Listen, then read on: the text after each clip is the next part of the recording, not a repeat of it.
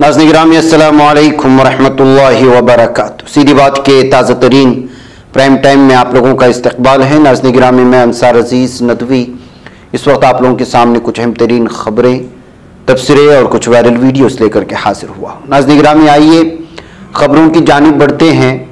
देखिए कि उत्तर प्रदेश में हमेशा से हमने अलग अलग चीज़ें आप लोगों के सामने रखी हैं और लगातार ये चीज़ें निकलते हुए आ रही हैं कि किस तरह ख़वातीन के साथ लगातार ज़्यादतियाँ सामने आ रही हैं। अब एक वीडियो आ रही है जिसको हम दिखा नहीं सकते, बल्कि स्टॉप करके बता दें कि सहारनपुर में एक मुस्लिम लड़की के साथ कुछ लड़कों ने फहश हरकत की और उस वीडियो को भी वायरल कर दिया है। अब ये बदमाश, ये हैवान, ये दरिंदे जो कोई भी हो, उनके खिलाफ तो सख्त कार्रवाई होनी चाहिए। लेकिन किस तरह से यूपी में तनहा ख़वातीन के खिलाफ या किसी जोड़े को पकड़ लेते हैं तो उनके खिलाफ जो सूरत हाल और भयानक सूरत हाल बनाई जाती है उसका अंदाज़ा आप लोग लगा सकते हैं। लेकिन दावे क्या किए जाते हैं ज़मीनी सतह पर कि सब चंगा है, और सब चंगा है तो फिर ज़मीनी सतह पर ये क्या हो रहा है, क्यों माँ बेटियों के साथ इस तरह ये गुंडे और ये हैवान और दरिंदे इस तरह करते हुए नज़र आ रहे हैं, ये आप वीडियो के ज़रिए से समझ सकते हैं और इसके लिए सवालात भी उठ रहे हैं। इसी तरह नाज़रीन गिरामी, न हिंदू लड़कियां समझ रही हैं, न मुस्लिम लड़के, न मुस्लिम लड़कियां समझ रही हैं, न हिंदू लड़के। जबकि एक तरफ लव जिहाद के नाम पर नफरत का पूरा माहौल बनाया जा चुका है और दूसरी जानिब मुस्लिम लड़कियों को भगवा ट्रैप में फंसाए जाने के सिलसिले की वजह से एक तरफ दोनों कौमों के नौजवान संजीदा हो चुके हों, तो ऐसी सूरत हाल में जब इस तरह की वीडियो सामने आती हैं तो मामला बहुत ज़्यादा बिगड़ जाता है। अब यहाँ मसला सिर्फ ये है कि जब गैर मुस्लिम लड़के को मुस्लिम लड़की के साथ पकड़ा जाता है तो पुलिस को जो है फ़ोन करके ना उसको मारा जाता है, ना उसको किसी तरह बुरा भला कहा जाता है, क्योंकि मुस्लिम लड़की को ही संभालने की कोशिशें होती हैं। लेकिन यही मामला उल्टा होता है तो यहाँ पर जो है मुस्लिम नौजवान को बुरी तरह से हिंदुत्व और ये संघी ज़हनियत के लोग बुरी तरह से मारते हैं और मॉब लिंचिंग की कोशिश करते हैं।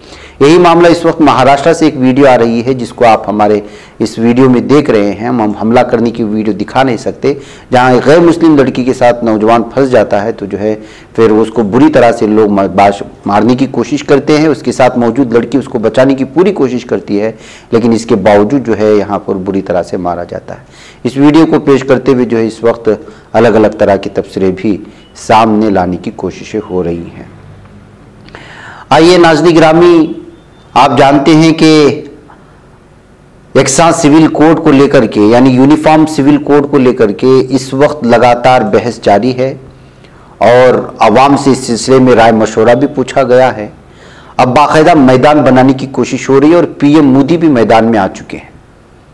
अब देखिए, यूसीसी यानी कि यूनिफॉर्म सिविल कोड को सही बताने के लिए भारत के पीएम मोदी किस तरह की जो है दलील देते हुए नजर आ रहे हैं। यही वजह है कि इस वक्त महसूस किया जा सकता है कि यूसीसी को इम्प्लीमेंट करने के लिए पूरी तरह से जो है इस वक्त हुकूमत तैयार है और वो इसको नाफिज करके ही दम लेगी। ऐसा महसूस किया जा सकता है कि जब भारत के पीएम मोदी अपने जो है मखसूस इजलासों में जिस जानिब तवज्जो करने और जिस तरह की अपोजिशन कह रही है कि भड़काने की कोशिश हो रही है, भटकाने की कोशिश हो रही है आवाम को, तो उसी तरह का ऐसा लगता है। आप देखिए इसमें ये लोग क्या कह रहे हैं कि यूनिफॉर्म सिविल कोड के नाम पर ऐसे लोगों को भड़काने का काम हो रहा है। आप मुझे बताइए, एक घर में परिवार के एक सदस्य के लिए एक कानून हो, परिवार के दूसरे सदस्य के लिए दूसरा कानून हो, तो क्या वो घर चल पाएगा? क्या कभी भी चल पाएगा क्या? फिर ऐसी दोहरी व्यवस्था से देश कैसे चल पाएगा? हमें याद रखना है कि भारत के संविधान में भी नागरिकों के समान अधिकार की बात कही गई है। साथियों, ये लोग हम पर आरोप लगाते हैं, लेकिन सच ये है कि यही लोग मुसलमान करते हैं।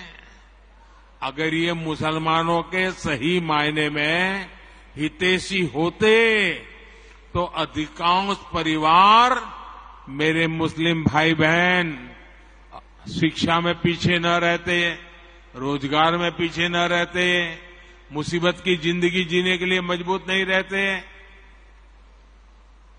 और सुप्रीम कोर्ट ने बार बार कहा है, सुप्रीम कोर्ट डंडा मारती है, कह रही है कॉमन सिविल कोड लाओ, लेकिन ये वोट बैंक के भूखे लोग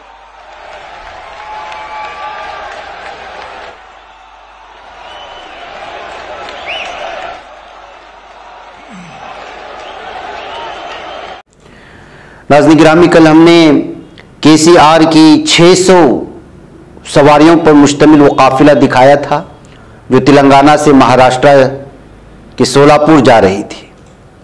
इस पर जो है अब सियासत बहुत तेज हो चुकी है। जाहिर सी बात है कि जब एक पार्टी जन्म लेती है और मैदान बनाने की कोशिश करती है तो वहां के वोट बढ़ जाते हैं। इसी की जानिब इशारा करते हुए महाविकास आघाड़ी ने जो है जवाब देने की कोशिश की है और बताया है कि दरअसल तेलंगाना स्टेट को संभालने के बजाय केसीआर जो है वो यहां पर आ रही है। ये असल मामला महाराष्ट्र में, इससे सियासत को कोई नुकसान पहुंचेगा नहीं। हाँ, अलबत्ता तेलंगाना में खुद केसीआर को नुकसान पहुंचाएगा, क्योंकि जब तेलंगाना स्टेट से केसीआर का काफिला इधर आ रहा था तो कांग्रेस में कई केसीआर के लीडरान जो है वो उसमें ज्वाइन हो रहे थे, उसमें जम हो रहे थे। ये कहते हुए जो है महाविकास आघाड़ी के इस लीडर ने जो है जवाब बयान दिया है। आप जो है सुन सकते हैं कि इस वक्त महाराष्ट्र में केसीआर के आने की वजह से, उनकी पार्टी के आने की वजह से जो है किस तरह से केसीआर को निशाने पर लिया जा रहा है और कहा जा रहा है कि केसीआर बीजेपी की बी टीम है और महाराष्ट्र में उसके लिए काम करने की कोशिश कर रही है, कहते हुए केसीआर को भी अब बीजेपी की बी टीम बना दिया गया है। महाराष्ट्र में आए हैं, मंदिरों के दर्शन कर रहे हैं, महाराष्ट्र की राजनीति पर कितना असर पड़ेगा? महाविकास आघाड़ी की महाराष्ट्र की राजनीति पर केसीआर जी का कोई असर नहीं पड़ेगा। असर पड़ेगा तो तेलंगाना की राजनीति। अगर केसीआर जी है ऐसे ही नौटंकी करते रहे तो तेलंगाना में हार जाएंगे और वो हार की डर से वो महाराष्ट्र में घुस रहे। यहां बहुत बड़ा काफिला लेकर महाराष्ट्र में केसीआर साहब घुस गए, बड़े बड़े टेंट लगाए 5 स्टार, लेकिन वहां दिल्ली में उनकी पार्टी पूरी तरह से टूट गई। 12 या 13 एक्स मिनिस्टर्स, उनके एक्स एमपी कांग्रेस में चले गए। ये लड़ाई कांग्रेस और केसीआर की है, लेकिन फिर भी हमारी ये कहना है कि हम दोनों में बैठकर कुछ बातचीत हम करेंगे।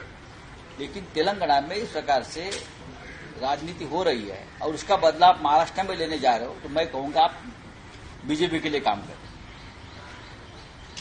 आप बीजेपी की बी टीम, और उसका खामियाजा आपको तेलंगाना में भुगतना पड़ेगा। मैं आपको बोल रहा हूं, महाराष्ट्र में कोई परिणाम नहीं होगा। यहां महाविकास आघाड़ी मजबूत है, मजबूत रहेगी। 4 या पहले हैदराबाद से ही एमआईएम के ओबीसी यहां आए थे, अब उसी हैदराबाद से भारतीय जनता पार्टी ने केसीआर साहब को भेजा है। ऐसा लगता है केसीआर साहब एक लड़ने वाले नेता है, उनकी इमेज लड़ने वाले नेता की है। आप ऐसे बीजेपी को सरेंडर क्यों हो रहे हो भाई? हमको कोई फर्क नहीं पड़ता महाराष्ट्र। और आप विट्ठल भक्त कब से हो गए? आप मंदिर में आ रहे हैं ना पंढरपुर में। इतने साल से आप राजनीति में हो, 2 टर्म आप तेलंगाना के मुख्यमंत्री हो, आप केंद्र में मंत्री रहे हो, आप आंध्र के मंत्री रहे हो, आप बहुत बड़े नेता हो, आप लोकप्रिय नेता हो, लेकिन इतने सालों में आपको ये नहीं लगे पंढरपुर जाकर विठोबा का दर्शन करना चाहिए। अचानक से आपको क्या हमारे भगवान ने इतना बड़ा काफिला लेकर बुलाया है क्या कि शक्ति प्रदर्शन करो पंढरपुर में आकर? महाराष्ट्र में कुछ लोगों को आपने पकड़ा है, पैसे की ताकत से खरीदा है, पब्लिसिटी के लिए बहुत करोड़ों रुपया खर्चा हो रहा है, लेकिन कोई फर्क नहीं पड़ेगा। आप जितनी ताकत महाराष्ट्र में लगाओगे, आप तेलंगाना में कमजोर हो जाओगे और तेलंगाना में हार जाओगे। चलिए आगे क्या है?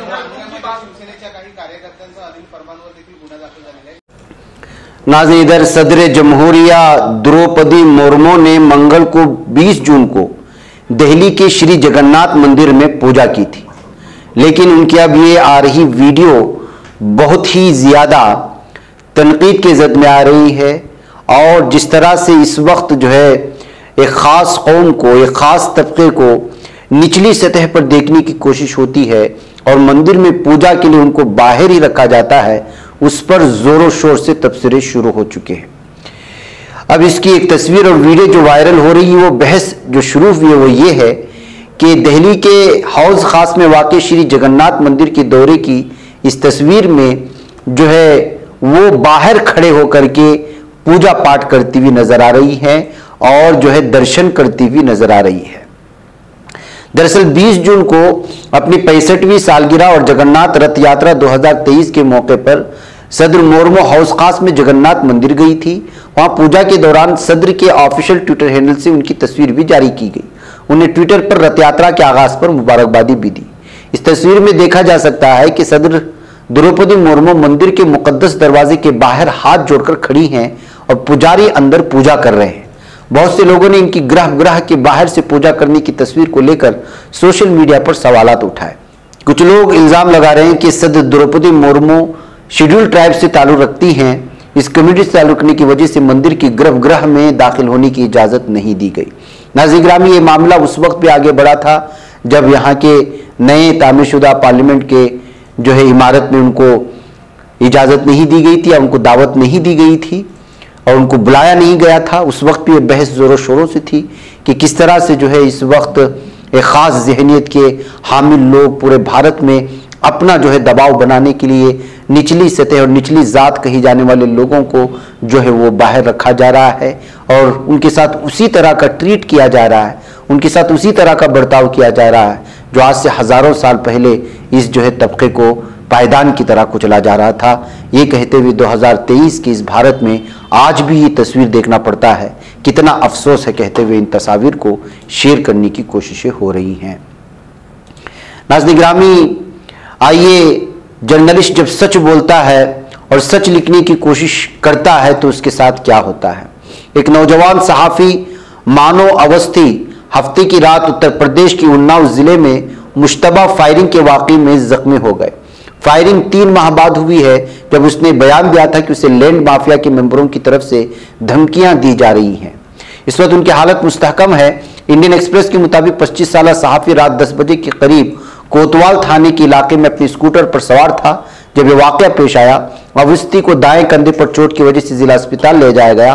बाद में उन्हें कानपुर के एक अस्पताल रेफर कर दिया गया है। एक सहाफ़ी को गोली मार दी गई। हमने मौके से एक जिंदा कारतूस और एक इस्तेमालशुदा कारतूस बरामद किया। मन्नू का स्कूटर भी यहाँ है, ये बंद है। हमें कोई शिकायत मौसूल नहीं हुई। मानो अवस्थी को लाला लाजपत राय अस्पताल रेफर कर दिया गया है। ये पुलिस का बयान था। नाज़रीन गिरामी, लैंड माफिया या फिर कानकनी माफिया, इस तरह के लोगों के खिलाफ जब कभी भी कुछ लिखने की कोशिशें होती हैं, उनकी बदउनवानियों को और कानून में हाथ में लेकर के जिस तरह आवामी जो है जगहों पर कब्जा करते हुए लैंड माफिया के जरिए से जुल्म और सितम की इंतहा होती है और उसको मंजराम पर लाने की कोशिश होती है या दूसरा कोई भी चीज़, तो फिर जो है उस वक्त सहाफ़ी के लिए जान जोखम में डालना पड़ता है। ऐसा ये मामला सामने आने के बाद सहाफ़ियों की ज़िंदगियों को, उनकी सिक्योरिटी और तहफ़्फ़ुज़ को लेकर के इस वक्त जो है तशवीशनाक तबसरे सोशल मीडिया पर शुरू हो चुके हैं। नाज़रीन गिरामी, आइए बात करते हैं ताई की। जी हाँ, वज़ीर-ए-आज़म नरेंद्र मोदी की हुकूमत के वज़ीर और उनकी पार्टी के कई रहनुमा अमेरिका के साबिक सदर बराक ओबामा की उस बात से काफ़ी नाराज़ है कि उन्होंने भारतीय मुसलमानों की परेशान कुन सूरत हाल के बारे में बातें क्यों की और इंसानी हकूक़ से मुतालिक आवाज़ क्यों उठाई। आपको मालूम होना चाहिए कि अमेरिका के साबिक सदर बराक ओबामा ने गुज़िश्ता हफ्ते वज़ीर-ए-आज़म मोदी के दौरे अमेरिका के दौरान एक न्यूज़ चैनल को इंटरव्यू देते हुए कहा था कि उनकी तमन्ना है कि जब सदर जो बाइडन मोदी से बातचीत करे तो भारत में मुस्लिम अक़लियत के हकूक़ के तहफ़्फ़ुज़ से मुतालिक पाए जाने वाले ख़दशात पर भी जोर दें। वज़ीर ख़ज़ाना निर्मला सीतारमण ने भारतीय मुसलमानों के साथ सुलूक से मुतालिक तनाज़े पर मोदी का दिफा किया और साबिक अमरीकी सदर बराक ओबामा पर शदीद तनकीद की। उन्होंने कहा, मैं उस वक्त हैरान रह गई जब वज़ीर-ए-आज़म मोदी अमेरिका में मुहिम चला रहे थे। मुहिम से मेरा मतलब भारत के बारे में बात करना है।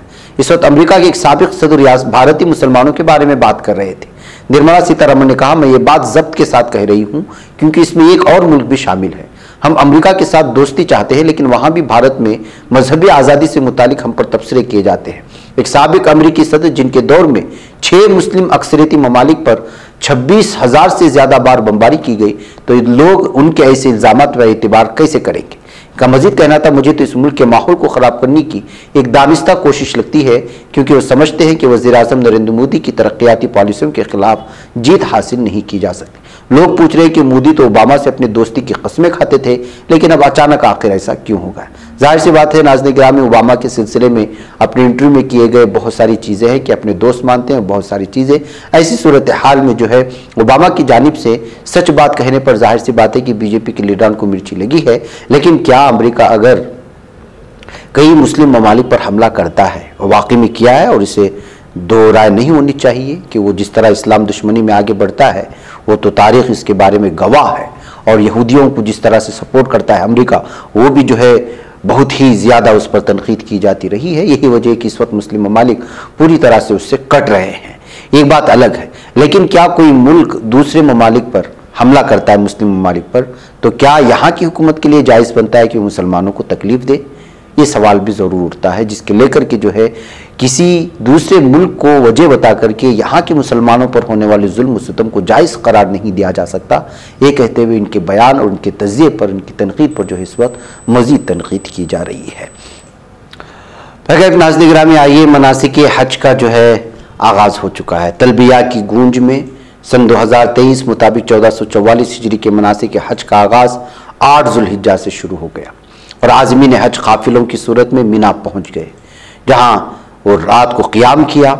आज़मीन हज काफिलों की सूरत तलबीह कहते हुए मिना तक पहुँच चुके हैं, पहुँच रहे हैं। आज़मीन हज के लिए मिना में दुनिया की सबसे बड़ी खीमा बस्ती जदीद सहूलतों के साथ बसाई गई है, और इसके मनाजिर आप देख सकते हैं। नाज़रीन गिरामी, आपको मालूम होना चाहिए कि 160 ममालिक से 25 लाख एक रिपोर्ट के मुताबिक, एक और रिपोर्ट के मुताबिक 23 लाख आज़मीन हज की ज़बानों पर लब्बैक की सदाएँ हैं, जो फ़रीज़ हज की सआदत इस वक्त हासिल कर रहे हैं। मिना के 21,92,000 मुरब्बा मीटर रकबे पर फैली दुनिया की सबसे बड़ी खीमा बस्ती इस वक्त आबाद हो चुकी है। खादिम हरमैन शरीफैन शाह सलमान वली अहद शहज़ादा मोहम्मद सलमान की खुसूसी हिदायत और निगरानी में हाजियों की हर मुमकिन खिदमत की जा रही है, और पूरे आसमान से उनकी सिक्योरिटी का इंतज़ाम किया गया है।